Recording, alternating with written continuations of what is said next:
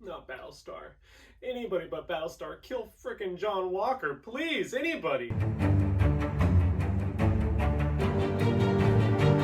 Hey, what's up, guys? Welcome back to the channel. If you're new here, I am your host, Tommy B, and this is the Bailey Broadcast.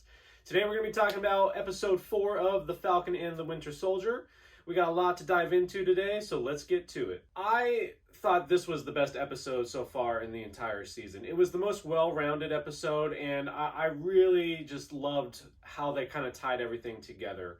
We're going to talk about some highlights today before we kind of get to the overall themes of the episode and the new segment we're calling Lost in Imagination. Let's talk about how the episode started off. We go back to a little flashback 6 years ago in Wakanda with Bucky Barnes and Ayo, which was one of my favorite scenes in this entire episode, and it really showed the struggle within Bucky and his fear, frustration, and overall hope once she was done reciting the words that activated the Winter Soldier, and he was free finally. We got that real sense of relief that he could finally move on with his life.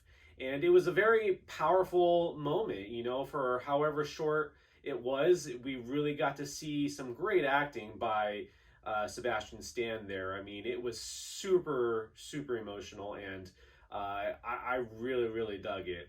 After that, though, my next favorite part of this whole, episode, seeing Zemo once again, always one step ahead, is so intelligent. Daniel Brühl again as Zemo was fantastic. Always has his chessboard kind of mapped out the way he wants it. I thought, once again, even though we don't know what his endgame is, how he kind of plays our heroes, always kind of messing with them and really kind of getting under their skin, is just kind of great, character development that we really didn't get to see much of once again from Civil War. They're continuing to grow this character, and I love the direction they're going. When he has an opportunity in the episode, when he faces off with Carly, ends up shooting her, we get the super soldier serum on the ground. For a minute, I thought, oh, is he going to take the serum? Because it was a great test to his overall, morality. He stuck true to who he is a guy who doesn't want super soldiers in this world, doesn't want heroes in this world. Even though, he could have easily taken the serum and, given the Avengers a really hard time. But I love what the writers did with that scene and just sticking true to who Zemo is. So one of the best parts of the episode for sure. The next thing I want to talk about is the action in this episode. The action is so good. The cinematography behind this episode was so well laid out.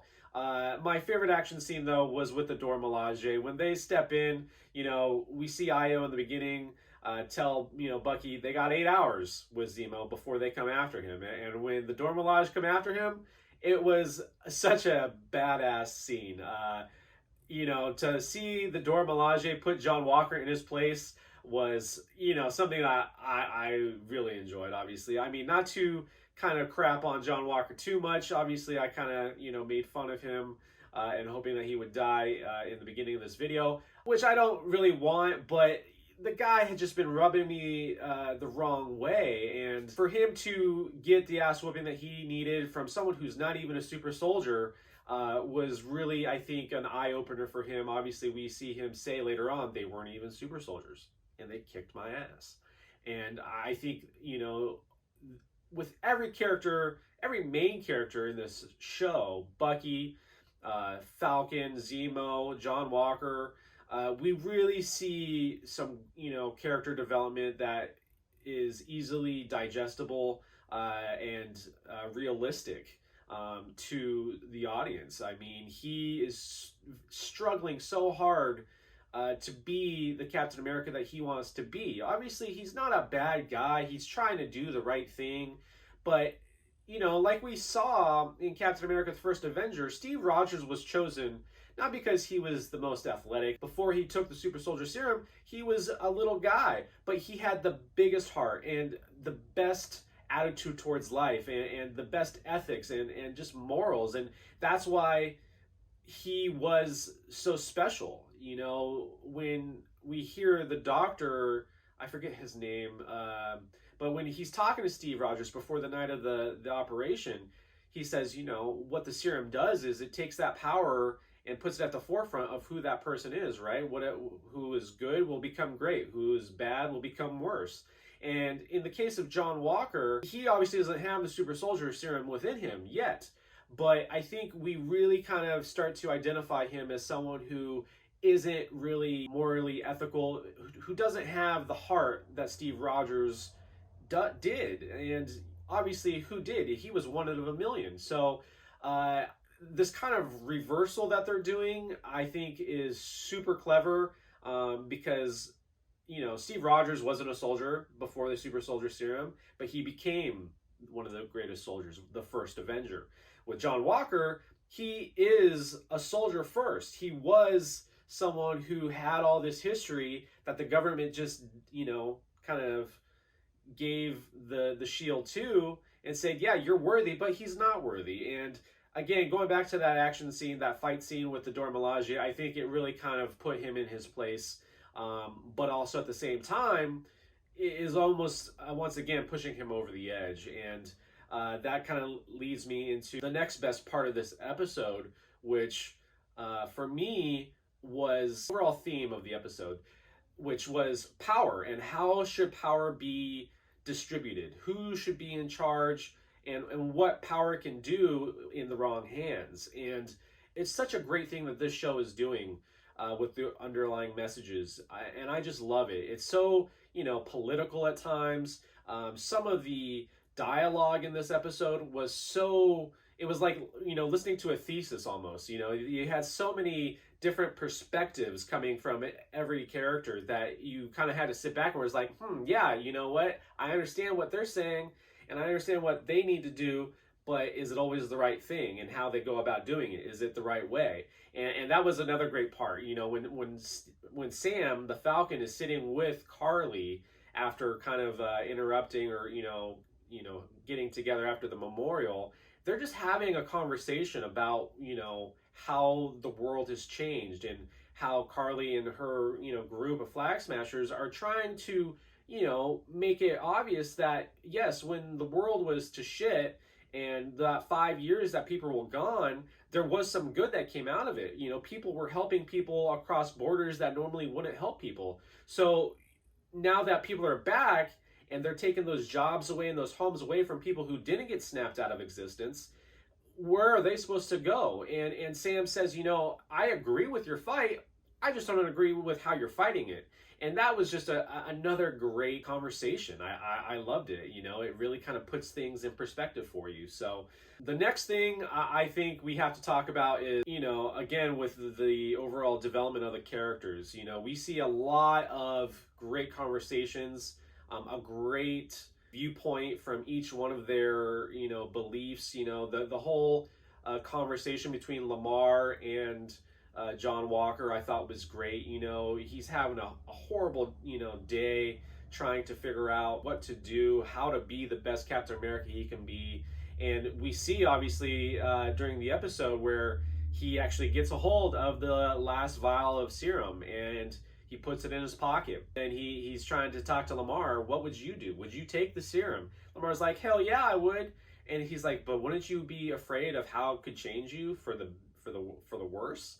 And he's just like, well, you've always been this guy who has always done the right thing, made the right choices, which I think Lamar was just a little bit, too close to see, how John really is, right? And who's an unstable guy, really, but just trying so hard. And when he finally does take that serum, obviously John Walker is strong and has heightened senses, and Sam sees him taking down that flag smasher very easily, and Sam's like, what did you do? And John's like, they got Lamar. And so we go in and they finally find him. But then we get another great action scene where the new Cap and Falcon, which was kind of ironic, I guess, in a way, are fighting toe to toe with these flag smashers, which You almost forget because we haven't seen it in a couple episodes how awesome it is to see the Falcon actually fly and suited up. I mean,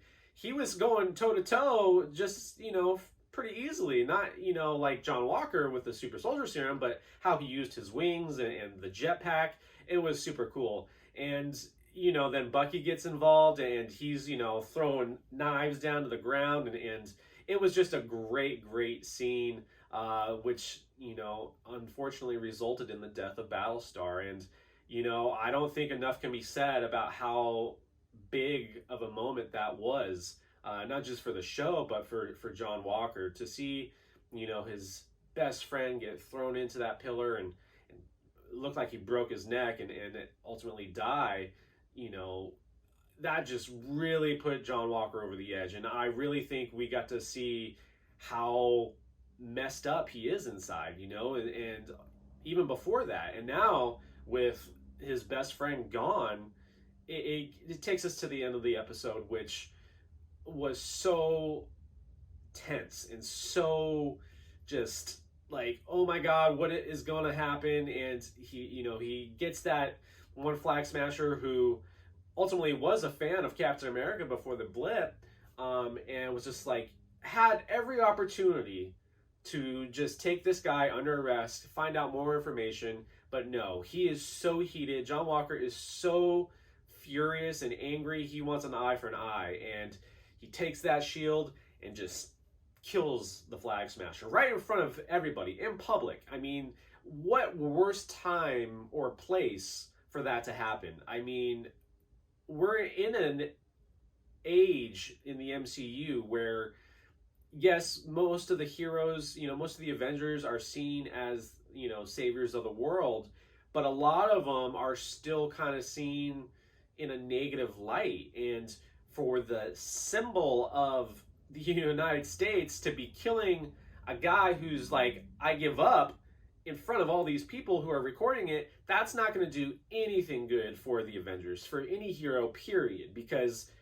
it's going to just show them that they're out of control. And what that's going to mean going forward for the MCU, I think, is going to be critical. I don't think anything is going to be, the same going forward. And that, visually, the image of Captain America's shield with blood on the bottom of it was so powerful. I mean, it looked like you could just take a picture and that could be the cover of a comic book. I mean, it was incredible. But all in all, this episode was fantastic.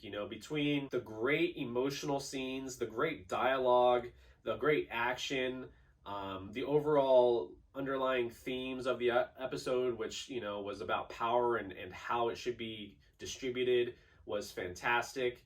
And I just thought it was the most well-rounded episode. I can't say enough good things about it. There were a few things that ultimately I thought, I still have questions about. And if there was one thing that I didn't like about this episode, it was ultimately nothing about the story. It had to do with one shot that was CGI'd, which was when Bucky kind of landed on the ground and started running towards wherever, John Walker and everybody was fighting at. It looked a little, the CGI just looked a little off to me. But other than that, I thought the episode was great. No real issues, technically anyways. I don't know, how this power broker is going to eventually fit into play with only 2 episodes left. Like, it's going to be a little, not underwhelming, but this episode for sure got me to really care even more because, up until this point, yes, super soldiers are, can ultimately be bad and be, bad for the world. But if I'm just a normal human in the MCU and I hear about these super soldiers who are trying to help, with the vaccinations but are going about it in a weird way, yeah, I'm worried, but I'm not like, at least, they're not trying to destroy the world. Like, there's not that tense, kind of, draw so far. And I think, maybe they're just saving that for the power broker who has other plans, and maybe once we see who he is, we'll really understand, okay, this guy, yeah, he wanted the super soldier serum because he wants to take over the world, and who knows, but Um, Ultimately, I think this was the first step towards kind of upping the stakes in the MCU and in the show, and I thought it was great. They did such a great job in, kind of identifying who you think could be right or who is wrong, and really kind of giving you that outside perspective from each character and how you could see their point of view, tying in together a little bit of humor, but definitely the political themes, the great dialogue, the emotion behind the struggle within each one of our heroes and even antagonist John Walker, with also, kind of keeping that underlying theme going. It was fantastic. So yeah, let's now kind of talk about our new segment, Lost in Imagination, right? We're going to talk about the real message of this episode. The main message of this episode, which was Lost in Imagination, was all about identity. It's very easy for us to lose control, to not remember what our limits are, and just understand that some things can be done and some things can't be done. And it's okay to feel like you need help. It's easy to do things out of fear or anger, but it's never a bad thing to ask for help. And I think just, sticking true to who you are and knowing who you are. Identity is something that we all kind of struggle with at times. And I really hope that if you can take anything from this video, that you understand that you're not alone. And if you do struggle with identity, and you have so many people in your life that know who you are and the type of person that you want to be, hopefully that'll resolute with you after watching this episode. So thank you so much, guys, for watching this video. If you're new here, please hit that like and subscribe button down below, and also leave your comments down below too. I want to know what you think about this episode. What was your favorite part, and do you agree or disagree with what you thought the message was of the episode? Leave it all down below, guys, and we'll see you next time on the Bailey Broadcast. Take care.